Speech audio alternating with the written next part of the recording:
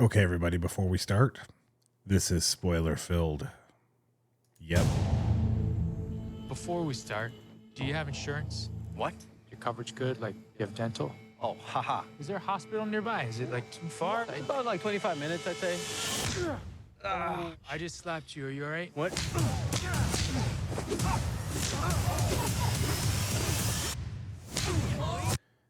Okay. Roadhouse 2024. I watched it. Time for a quick review.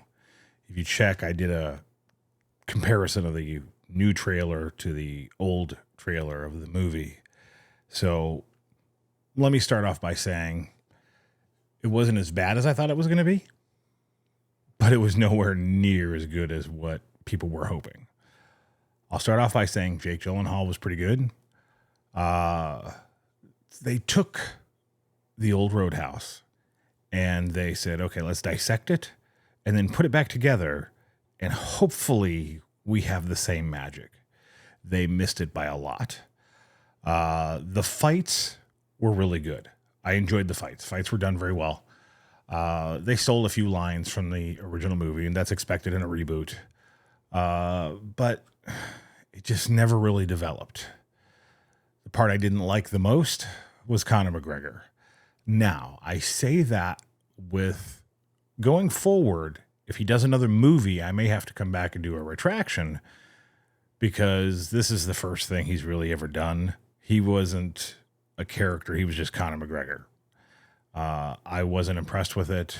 Within the first 3 or 4 scenes, I was already sick of it. I was like, okay, yeah, we get it. Yeah. All right. You're a psycho. Whatever. As you can see, I'm actually playing it in the background. There were some really good action scenes, but so many unbelievable action scenes.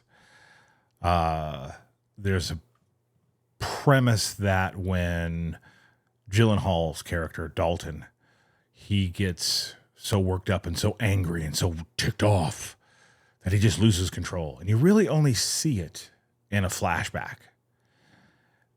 But when he does the main fights, he doesn't really lose control. He just fights the guy. So yeah, I like Jake Gyllenhaal, but the characters that they introduced, they just went nowhere. You have these 2 bouncers in the beginning he brings in, and they just kind of fade away. Yeah, I don't know. I was disappointed, very disappointed, but yeah, what are you going to expect? When it comes to stuff like this, yeah. As far as, hold on. Let's see here. Let's do this. Okay. If you see here on Conor McGregor, it says Knox, Knox, Knox. That's his character's name. You know, in real life, he's got his name tattooed there. Okay, that's fine. You got to change that. But his character was so over the top and so unbelievable that it really, for me, it killed the movie. And then there's this post-credit scene. So the guy gets stabbed like 4 times. You see that stick in his hand? Yeah, he gets stabbed with 2 of those 4 times and 1 right in the chest. And at the end of the movie, the post-credit scene, he's beating people up in the hospital and he leaves. It's like, really, dude?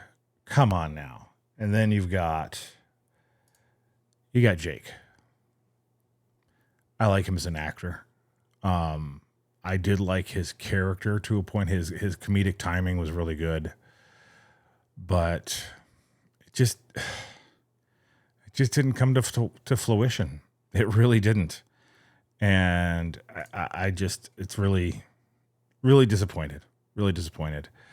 If I didn't watch it for free on Prime, I would have been wanting my money back.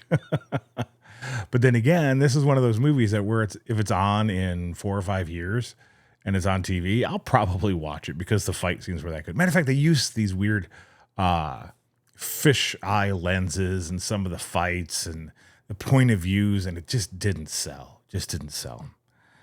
Anyways, everybody, there's my quick wrap up of actually watching Roadhouse. Watch it at your own risk. I'm Ed Vanderlee, and I'm out of here.